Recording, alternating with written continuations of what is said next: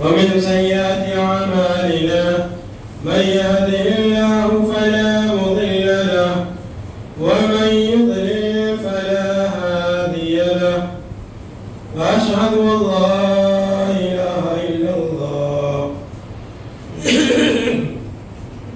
وحده لا شريك له وأشهد أن محمدا عبده ورسوله.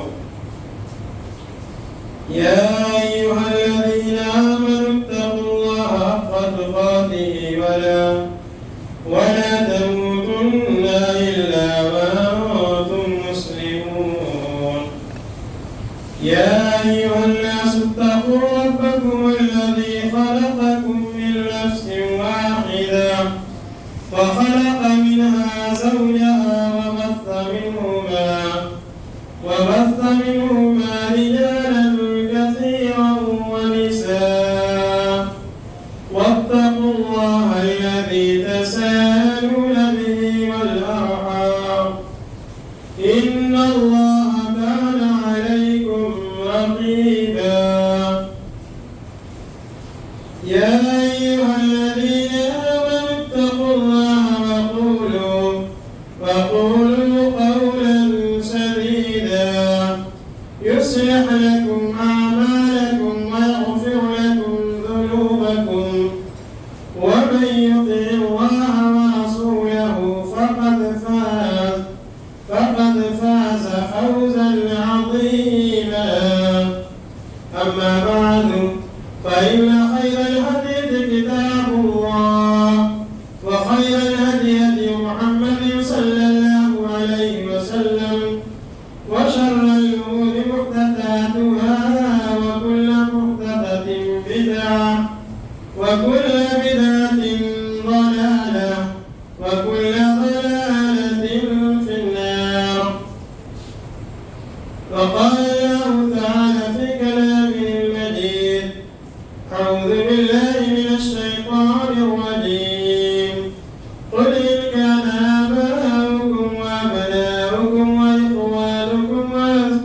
وإخوانكم وأزواجكم وعشيرتكم وأموال اقترفتموها وتجارة تخشون كسادها ومساكن ترضونها أحب إليكم من الله ورسوله وجهاد في سبيله فتربصوا حتى يأتي الله بأمره والله لا يهدي القوم الفاسقين. رب اشرح لي صدري ويسر لي أمري واحلل عقدة من لساني يفقهوا قولي رب زدني علما. تمام قسم کی تعریفات ہم دعائے بزرگی وحدہ لا شریک سب کائنات کے لیے ہے. اس کے ہمارے اوپر بے شمار انعامات و احسانات ہیں. بعد درود و سلام نازل ہو تمام انبیاء کرام پر، خاص طور سے آخری نبی جناب محمد رسول اللہ صلی اللہ علیہ وسلم پر. محترم حاضرین جمعہ دینی میرے بھائیوں، اللہ کے نبی صلی اللہ علیہ وسلم سے ہر مسلمان کو محبت ہونی چاہیے، کیونکہ نبی صلی اللہ علیہ وسلم سے محبت یہ ہمارے ایمان کا ایک جز ہے، اور آپ صلی اللہ علیہ وسلم سے محبت سب سے بڑھ کر کے ہونی چاہیے. اپنی تمام چیزوں سے زیادہ، یہاں تک کہ اپنی جان سے بھی زیادہ ہمیں نبی صلی اللہ علیہ وسلم سے محبت کرنی چاہیے. یہ ہمارے ایمان کا تقاضا ہے، اس کے بغیر کوئی مومن نہیں ہو سکتا ہے، کیونکہ قرآن حدیث میں یہی سکھایا گیا ہے کہ ہم نبی سے سچی محبت کریں. جس طریقے سے محبت کرنی چاہیے کہ آپ کس سے محبت کرنے کے ساتھ ساتھ آپ کی تعلیمات پر بھی عمل کریں، کیونکہ یہ سچی محبت کا تقاضا ہے کہ ہم آپ صلی اللہ علیہ وسلم کی اتباع کریں، پیروی کریں، صرف دعویٰ نہ ہو. اس لیے کہ اللہ رب العالمین نے قرآن کریم میں فرمایا کہ ہمیں نبی صلی اللہ علیہ وسلم سے تمام چیزوں سے زیادہ محبت کرنی چاہیے. نبی ہمارے نزدیک میری جان سے بھی، اپنی جان سے بھی زیادہ عزیز ہے. اور اللہ کے نبی صلی اللہ علیہ وسلم کی حدیث بھی ہے، صحیح بخاری کی حدیث ہے. اللہ کے نبی صلی اللہ علیہ وسلم نے فرمایا: لا يؤمن احدكم حتى اكون احب اليه من والده وولده والناس اجمعين. کہ تم میں سے کوئی شخص اس وقت تک مومن نہیں ہو سکتا ہے کہ میں اس کے والد، اس کی اولاد، اس کی تمام پیوں سے زیادہ محبوب نہ ہو جاؤں۔ ہر ایک مسلمان کو نبی صلی اللہ علیہ وسلم سے اپنے والد اور اپنی اولاد اور اپنی تمام پیوں سے زیادہ محبت کرنی چاہیے، ٹوٹ کر کے محبت کرنی چاہیے۔ سب سے بڑھ کر کے محبت ہمارے دل میں نبی صلی اللہ علیہ وسلم کی ہونی چاہیے، اس کے بغیر کوئی بھی شخص مومن نہیں ہو سکتا ہے۔ صحیح بخاری کی دوسری حدیث ہے، ایک مرتبہ عمر رضی اللہ عنہ نبی صلی اللہ علیہ وسلم کے ساتھ چل رہے تھے۔ عمر رضی اللہ عنہ کا ہاتھ آپ صلی اللہ علیہ وسلم کے دست مبارک میں تھا۔ عمر رضی اللہ عنہ نے کہا کہ اے اللہ کے نبی، آپ میری تمام پیوں سے زیادہ محبوب ہیں سوائے میرے نفس کے۔ اللہ کے نبی صلی اللہ علیہ وسلم نے فرمایا کہ تم میں سے کوئی بھی شخص اس وقت تک مومن نہیں ہو سکتا ہے جب تک کہ میں اس کی جان سے زیادہ محبوب نہ ہو جاؤں۔ عمر رضی اللہ عنہ نے اپنا قول بدلا اور انہوں نے کہا کہ اللہ کے نبی، اب آپ میرے نزدیک میری جان سے بھی زیادہ محبوب ہیں۔ اللہ کے نبی صلی اللہ علیہ وسلم نے فرمایا الآن یا عمر، اے عمر اب تم جا کر کے کامل مومن ہوئے ہو۔ جب عمر رضی اللہ عنہ نے کہا کہ اللہ کے نبی، آپ ہمارے نزدیک میری جان سے زیادہ محبوب ہیں، جان سے زیادہ عزیز تر ہیں، اس کے بعد اللہ کے نبی صلی اللہ علیہ وسلم نے کہا کہ اب تم جا کر کے کامل مومن ہوئے ہو۔ اس حدیث سے پتہ چلتا ہے کہ ہمیں اپنی تمام پیوں سے زیادہ، یہاں تک کہ اپنی جان سے بھی زیادہ نبی سے محبت کرنی چاہیے۔ یہ ہمارے ایمان کا تقاضا ہے۔ اگر یہ چیز پیدا ہو گئی تو سمجھ لو ہم نے ایمان کی حلاوت، ایمان کی چاشنی کو پا لیا۔ اللہ کے نبی صلی اللہ علیہ وسلم کی دوسری حدیث صحیح بخاری کی حدیث ہے، ثلاثۃ من کن فیہ فقد وجد حلاوۃ الایمان۔ تین چیزیں ایسی ہیں کہ اگر کسی کے اندر یہ چیز پیدا ہو گئی تو اس نے ایمان کی حلاوت کو پا لیا، اس نے ایمان کی شیرینی کو چکھ لیا، اس نے ایمان کی مٹھاس کو پا لیا۔ وہ تین چیزیں کیا ہے؟ اللہ کے نبی صلی اللہ علیہ وسلم نے فرمایا کہ اللہ، اس کے رسول، اس کے نزدیک اس کی تمام پیوں سے زیادہ محبوب ہو جائے۔ اگر کسی مسلمان کے نزدیک اللہ، اس کے رسول سب سے زیادہ محبوب ہو جائے تو سمجھ لو اس نے ایمان کی حلاوت، ایمان کو چاشنی کو پا لیا۔ اور کوئی بھی شخص اگر کسی سے محبت کرے تو صرف اور صرف اللہ کی خاطر محبت کرے، کسی سے بغض رکھے تو صرف اور صرف اللہ کی خاطر بغض رکھے۔ الحب فی اللہ، البغض فی اللہ والا واقعہ ہونا چاہیے۔ کوئی دنیاوی مقاصد نہیں ہونے چاہیے، بلکہ صرف اللہ کی خاطر ہمیں کسی سے محبت کرنی چاہیے۔ اگر یہ چیز کسی کے اندر پائی جاتی ہے تو سمجھ لو اس نے ایمان کی حلاوت، ایمان کی چاشنی کو پا لیا۔ اور تیسری چیز اللہ کے نبی صلی اللہ علیہ وسلم نے فرمایا کہ اسلام کی دولت پانے کے بعد، اسلام کی نعمت پانے کے بعد کفر میں جانے کو کوئی بھی شخص اس طریقے سے ناپسند کرے جس طریقے سے آگ میں جانے کو ناپسند کرتا ہے۔ کوئی بھی شخص آگ میں کودنے کو ناپسند کرتا ہے، کوئی بھی شخص نہیں چاہتا ہے کہ جلتی ہوئی آگ میں کود جائے۔ اسی طریقے سے ہمیں اسلام پانے کے بعد کفر میں جانے کو ناپسند کرنا چاہیے۔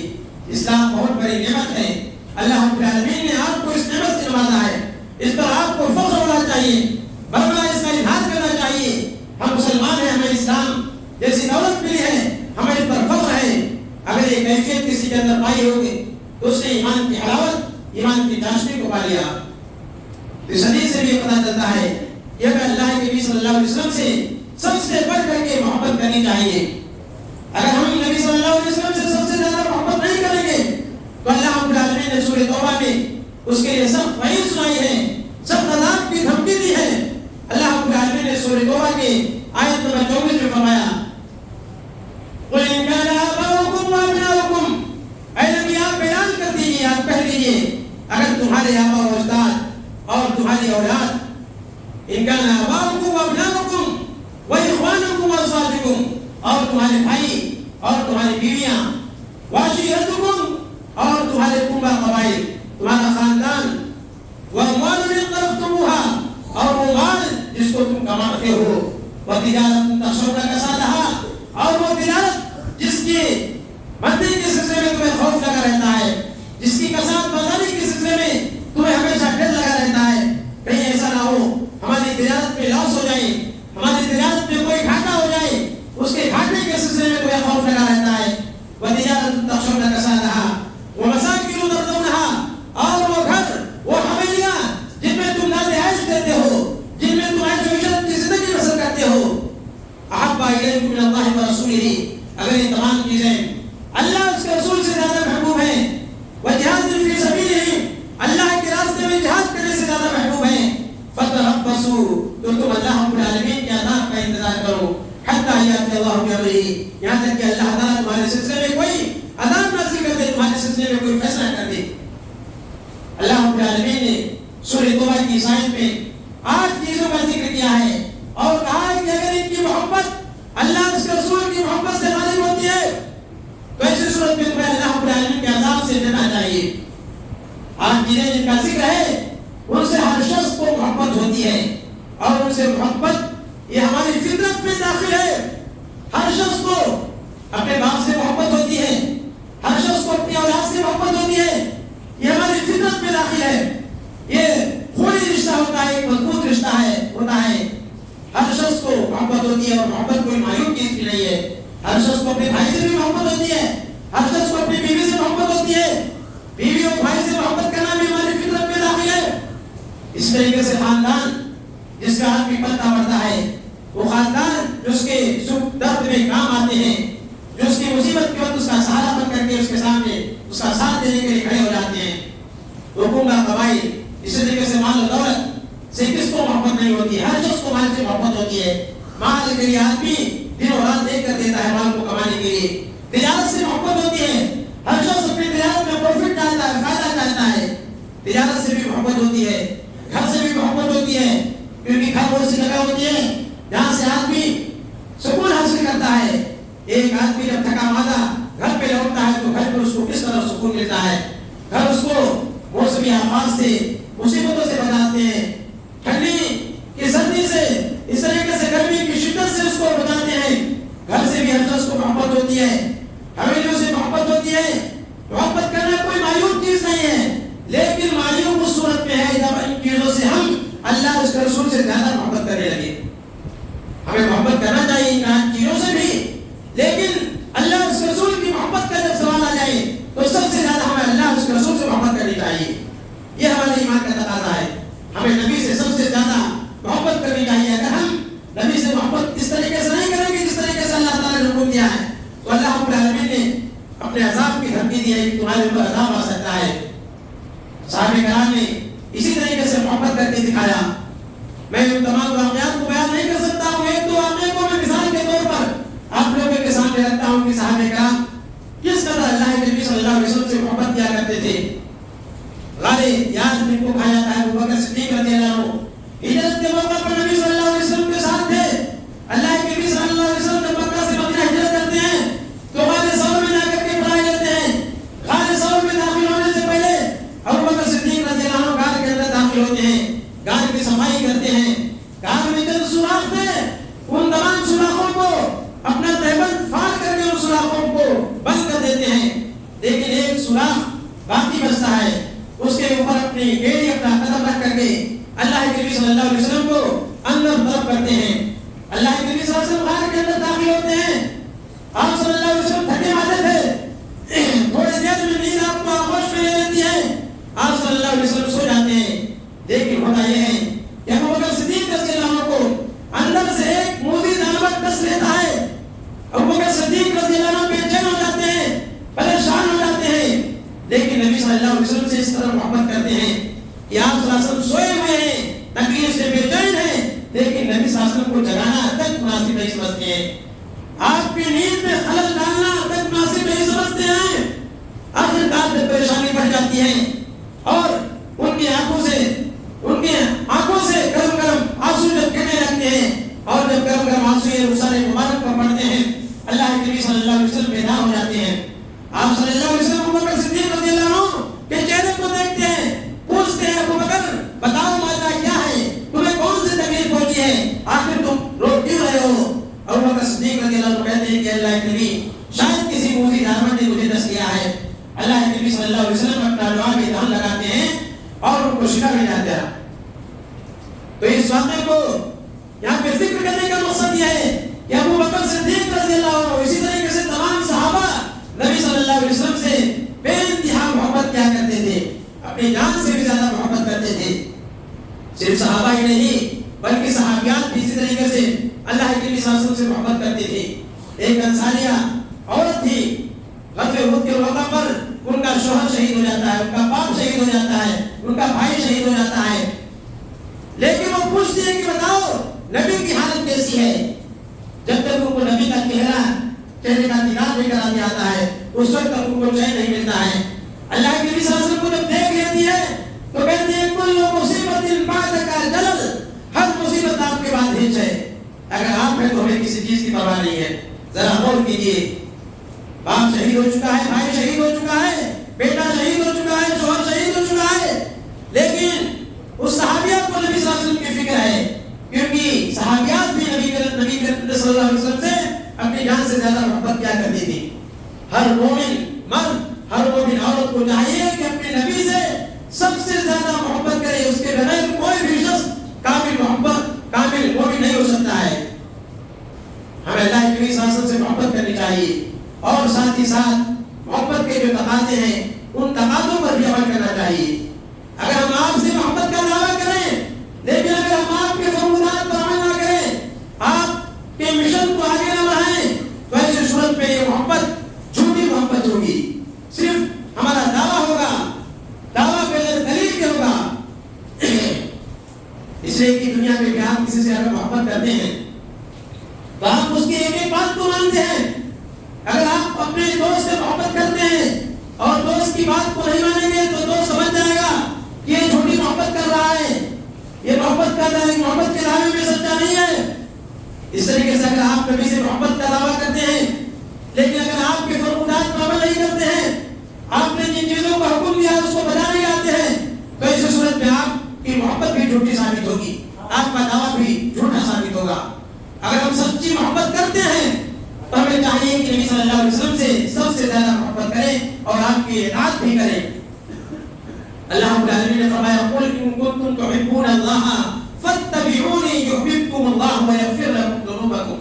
اے نبی آپ کہہ دیجیے اگر تم اللہ سے محبت کرتے ہو تو میری اتباع کرو، میری پیروی کرو، میری کہی ہوئی باتوں پر عمل کرو، اللہ رب العالمین تم سے محبت کرے گا اور تمہارے گناہوں کو معاف فرما دے گا۔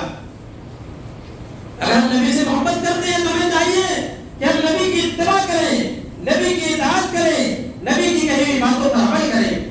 شاعر کہتا ہے لو کان حبک صادقا لاطعته فإن المحب لمن يحب مطیعه۔ اگر تیری محبت سچی ہوتی تو تو اس کی اتباع کرتا، تو اس کی بات کو مانتا، اس لیے کہ سچا محب وہی ہے جو اس کی اطاعت کرتا ہے، جو اس کی بات کو مانتا ہے۔ تو اگر ہم سچی محبت کے دعوے دار ہیں تو ہمیں چاہیے کہ ہم نبی کی اطاعت کریں، نبی کی ایک ایک بات پر عمل کریں، تب ہمارا دعویٰ سچا ثابت ہوگا۔ اللہ رب العالمین نے قرآن کریم میں جگہ جگہ اللہ اس کے رسول کی اطاعت کا حکم دیا ہے۔ اللہ کے نبی صلی اللہ علیہ وسلم کے سلسلے میں فرمایا لقد کان لکم فی رسول اللہ اسوۃ حسنہ۔ اللہ کے نبی صلی اللہ علیہ وسلم کی زندگی میں تمہارے لیے بہترین نمونہ ہے۔ اگر ہم نبی صلی اللہ علیہ وسلم سے سچی محبت کریں گے تو نبی صلی اللہ علیہ وسلم کو اپنا نمونہ مانیں گے۔ ایک آدمی دنیا میں کسی سے محبت کرتا ہے تو ایسی صورت میں اسی کے طرز کے مطابق اپنے چال ڈھال کو بھی اپناتا ہے، اپنی وضع قضا کو بھی اپناتا ہے، جس سے محبت ہو جاتی ہے، اسی طریقے سے زندگی بسر کرنے کی کوشش کرتا ہے۔ اگر ہم نبی سے محبت کرنے کے دعوے میں سچے ہیں تو ہمیں چاہیے کہ ہم نبی کو اپنا اسوہ بنائیں، نبی صلی اللہ علیہ وسلم کی زندگی کی طرح اپنی زندگی کو ڈھال لیں۔ اللہ کے نبی صلی اللہ علیہ وسلم جس طریقے سے دنیا میں زندگی گزاری ہے اسی طریقے سے اپنی زندگی گزارے۔ اگر ہم نبی سے محبت کے دعوے میں سچے ہیں تب، اس لیے کہ صحابہ کرام صرف محبت نہیں کرتے تھے بلکہ آپ کی تعلیمات پر عمل کر کے دکھاتے تھے۔ ایسے مختلف واقعات ہیں اتباع نبوی کی جو درد دیتے ہیں۔ ابن عمر رضی اللہ عنہ، عبداللہ ابن عمر رضی اللہ عنہ جو کہ اتباع میں بہت آگے تھے، اللہ کے نبی صلی اللہ علیہ وسلم کی ایک ایک سنت کو ڈھونڈ کر کے اتباع کرتے تھے، نبی صلی اللہ علیہ وسلم سے سچی محبت کرتے تھے۔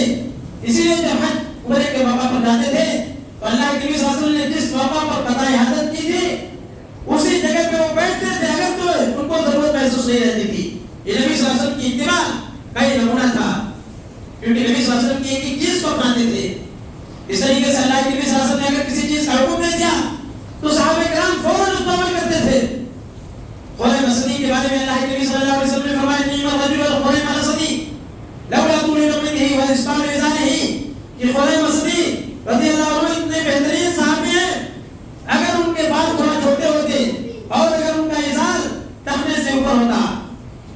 ان کو جب پتا چلتا ہے کہ اللہ کے نبی صلی اللہ علیہ وسلم نے ان کے سلسلے میں فرمایا ہے، فوراً ایک چاقو لیتے ہیں، اپنے بال کو کاٹ دیتے ہیں اور اپنے ازار کو کاٹ کر کے ٹخنے سے اوپر کر لیتے ہیں، کیونکہ نبی صلی اللہ علیہ وسلم نے ان کو حکم دیا تھا، نبی صلی اللہ علیہ وسلم سے وہ سچی محبت کے دعوے دار تھے۔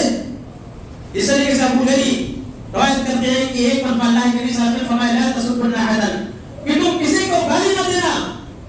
اللہ کے نبی صلی اللہ علیہ وسلم کی نصیحت کا نتیجہ تھا کہ وہ کہتے ہیں کہ اس کے بعد میں نے کبھی نہ تو کسی آزاد آدمی کو، نہ کسی غلام کو، نہ کسی جانور کو، کسی کو میں نے گالی نہیں دی، کیونکہ نبی نے کہہ دیا۔ یہ صحابہ تھے نبی سے سچی محبت کے دعوے جانتے، یہ صحابہ نہیں بلکہ صحابیات بھی اس طریقے سے محبت کیا کرتی تھے۔ مرتبہ اللہ کے نبی صلی اللہ علیہ وسلم مسجد سے باہر نکلے، آپ صلی اللہ علیہ وسلم نے دیکھا کہ راستے میں مرد اور عورت اس طریقے سے چل رہے ہیں کہ دونوں کا اختلاط ہو گیا ہے، دونوں آپس میں مل جل کر کس طریقے سے چل رہے ہیں، اختلاط کی شکل پائی جا رہی تھی۔ اللہ کے نبی صلی اللہ علیہ وسلم نے عورتوں سے مخاطب ہو کر کے فرمایا کہ تمہارا اس طریقے سے بیچ راستے سے چلنا مناسب نہیں ہے۔ اس کے بعد صحابہ کرام نے نبی صلی اللہ علیہ وسلم کی بات پر اس طریقے سے عمل کیا کہ وہ دیوار کے کنارے کنارے سے اس طریقے سے چلتی تھی، کبھی کبھی ایسا ہوتا تھا کہ ان کا کپڑا دیوار میں پھنس جایا کرتا تھا، تو صحابہ اور صحابیات بھی اس طریقے سے عمل کرتے تھے۔ ایک مرتبہ اللہ کے نبی صلی اللہ علیہ وسلم نے ایک جنگ کے موقع پر دیکھا کہ نانا لوگوں نے دور دور وادیوں میں لوگ پھیل گئے۔ اللہ کے نبی صلی اللہ علیہ وسلم نے فرمایا کہ اس طریقے سے تمہارا دور دور یہ پھیلنا اور دور دور قیام کرنا یہ شیطان کی وجہ سے ہے۔ اس کے بعد صحابہ کہتے ہیں کہ ہم اس طریقے سے کہیں پاؤں ڈالتے تھے، اس طریقے سے رہتے تھے کہ اگر ایک چادر ہمارے سب کے اوپر ڈالی جائے تو ایک چادر سب کے اوپر چھا جاتی تھی، ایک چادر میں سب آ جایا کرتے تھے۔ یہ صحابہ تھے کہ نبی صلی اللہ علیہ وسلم سے محبت کرتے تھے تو آپ کی باتوں پر عمل بھی کرتے تھے۔ ہمیں بھی اس طریقے سے چاہیے کہ اگر ہم نبی سے محبت کرتے ہیں تو ہمیں چاہیے کہ نبی صلی اللہ علیہ وسلم کی سیرت کو اپنائیں، آپ صلی اللہ علیہ وسلم نے جن باتوں کا حکم دیا ہے ان باتوں پر عمل کریں۔ اللہ کے نبی صلی اللہ علیہ وسلم نے دین میں بدعت ایجاد کرنے سے منع فرمایا ہے۔ اگر ہم نبی سے محبت کے دعوے دار ہیں تو ہمیں چاہیے کہ دین کو اتنا ہی لیں جتنا اللہ کے نبی صلی اللہ علیہ وسلم نے دیا ہے، اس لیے کہ ہماری محبت کا تقاضا یہ ہے کہ ہم نبی صلی اللہ علیہ وسلم کے فرمودات پر عمل کریں۔ آپ صلی اللہ علیہ وسلم نے دین میں ایجاد کرنے سے نہیں، ان چیزوں کو ایجاد کرنے سے منع فرمایا۔ عائشہ رضی اللہ عنہا کہتی ہے کہ من احدث فی امرنا ھذا ما لیس منہ فہو رد۔ اللہ کے نبی صلی اللہ علیہ وسلم نے فرمایا کہ جس نے اس دین میں کوئی نئی چیز ایجاد کی تو وہ مردود ہے، اس کی بات قابل رد ہے، اس کی بات قبول نہیں کی جائے گی۔ دین اتنا ہی ہے جتنا اللہ کے نبی صلی اللہ علیہ وسلم نے دیا، اور اس دین کو اللہ کے نبی صلی اللہ علیہ وسلم کے اوپر اللہ رب العالمین نے اس آیت کو نازل کر کے الیوم اکملت لکم دینکم واتممت علیکم نعمتی ورضیت لکم الاسلام دینا۔ حجۃ الوداع کے موقع پر اس آیت کو نازل کر کے دین کو مکمل کر دیا کہ آج ہم نے تمہارے لیے تمہارے دین کو مکمل کر دیا، تمہارے اوپر اپنی نعمتوں کو پوری کر دیا ہے، تمہارے لیے دین اسلام کو پسند کیا ہے۔ ارے نبی صلی اللہ علیہ وسلم کے دین کے زندگی میں دین مکمل ہو گیا۔ اب کسی بھی شخص کے لیے اس بات کی گنجائش نہیں رکھی گئی ہے کہ اس دین میں کسی چیز کا اضافہ کرے یا کوئی چیز گھٹائے۔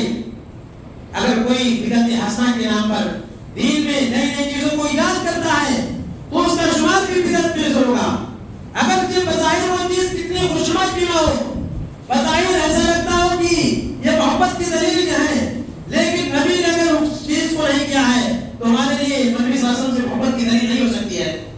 بظاہر دیکھنے میں اچھی لگتی ہو، لوگ یہی تو کہتے ہیں کہ ہم کوئی غلط کام تھوڑی کرتے ہیں، نبی صلی اللہ علیہ وسلم کی محبت کرتے ہیں، اسی لیے ہم نبی صلی اللہ علیہ وسلم کی یوم پیدائش کو مناتے ہیں۔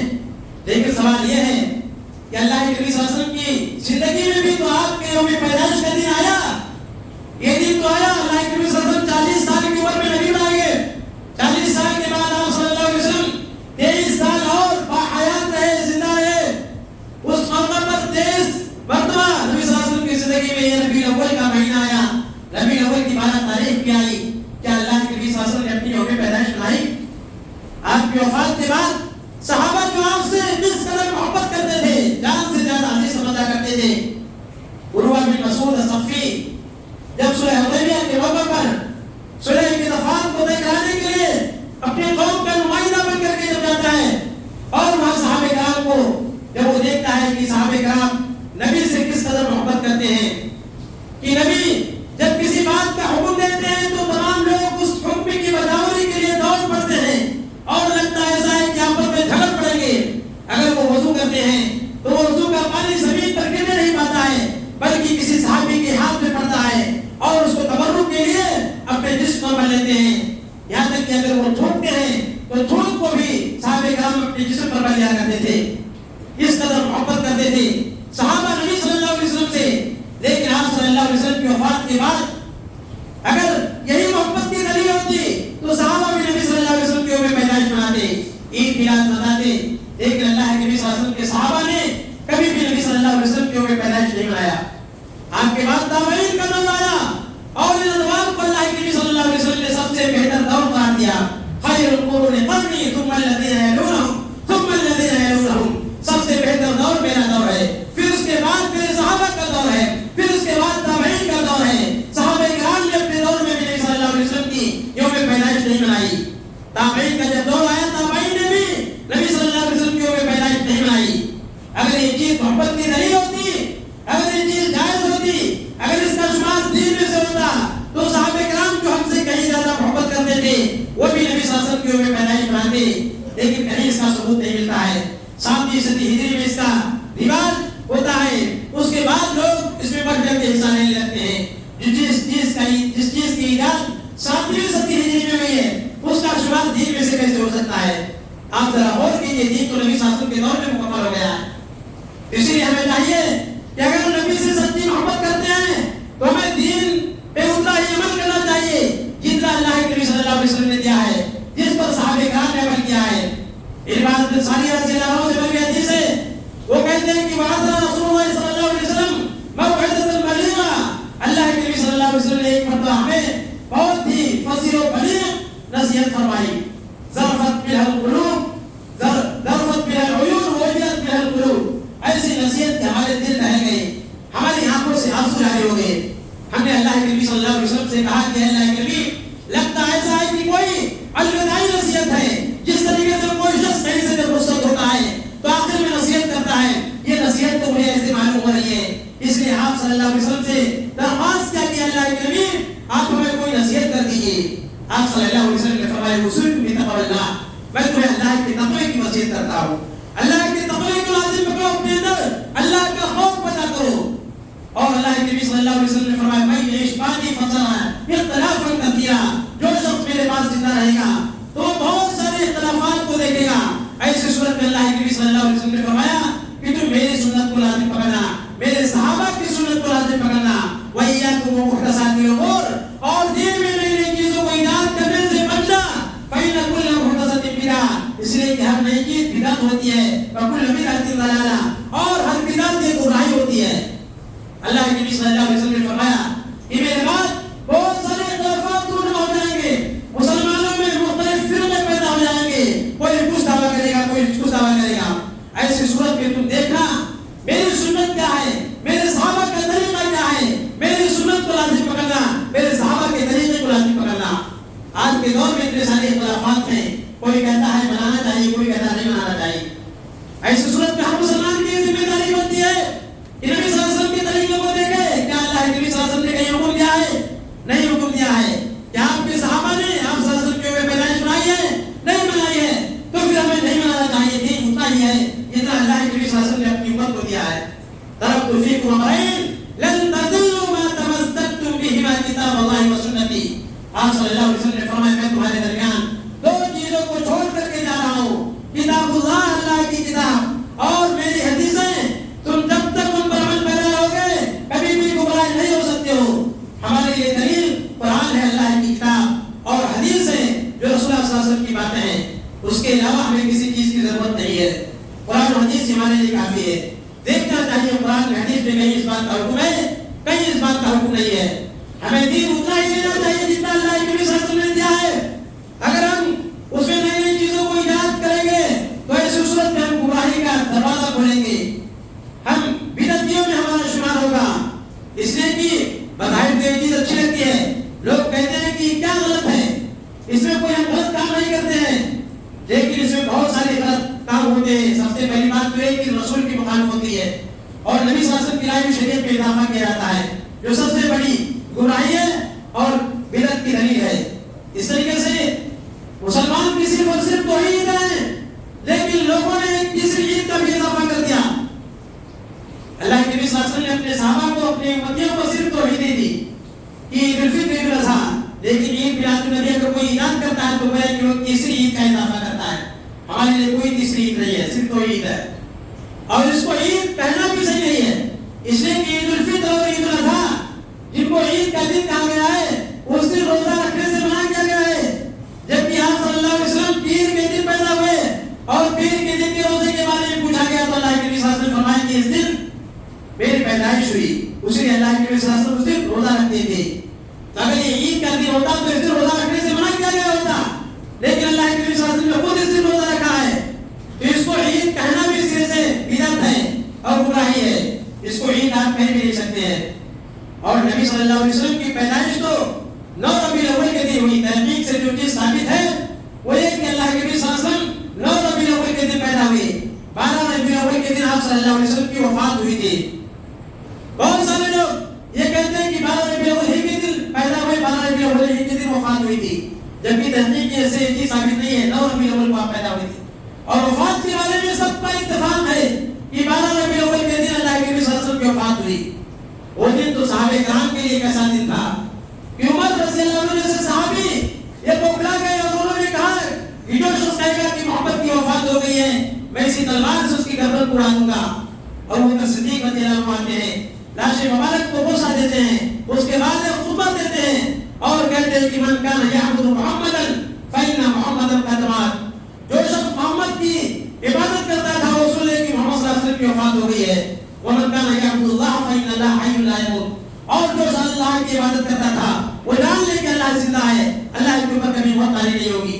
اللہ ہمیشہ سے ہے، ہمیشہ رہے گا.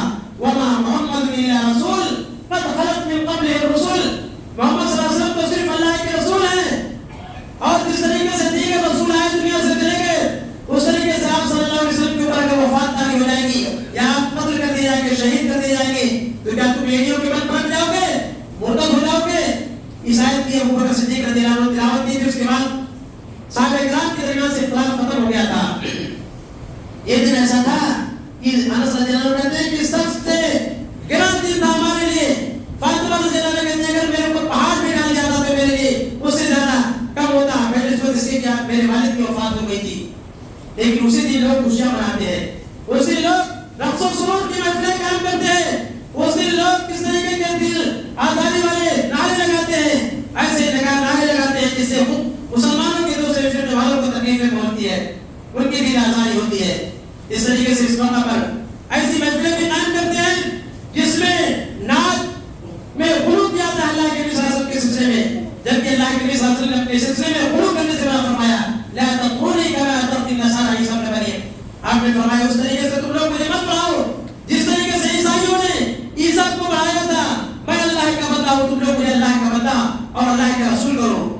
لیکن لوگ ہیں کہ نبی صلی اللہ علیہ وسلم کی شان میں اس طریقے سے قصیدے پڑھتے ہیں کہ آپ کو روحیت کے مقام پر فائز کر دیا جاتا ہے، جبکہ آپ کی شان میں غلو کرنا ہوا اور اللہ کے نبی صلی اللہ علیہ وسلم نے اس سے منع فرمایا ہے. یہی لوگ ہیں جو عقیدہ رکھتے ہیں کہ اللہ کے نبی صلی اللہ علیہ وسلم ہر جگہ حاضر و ناظر ہیں، اللہ کے نبی صلی اللہ علیہ وسلم ہر جگہ موجود ہیں، ہر چیز کو دیکھ رہے ہیں، جبکہ یہ عقیدہ رکھنا سراسر گمراہی کی دلیل ہے. اس لیے کہ اللہ تعالیٰ کی یہ صفت ہے کہ اللہ تعالیٰ ہر جگہ دیکھتا ہے اور اللہ اپنے ہر جگہ پہ قدرت رکھتا ہے.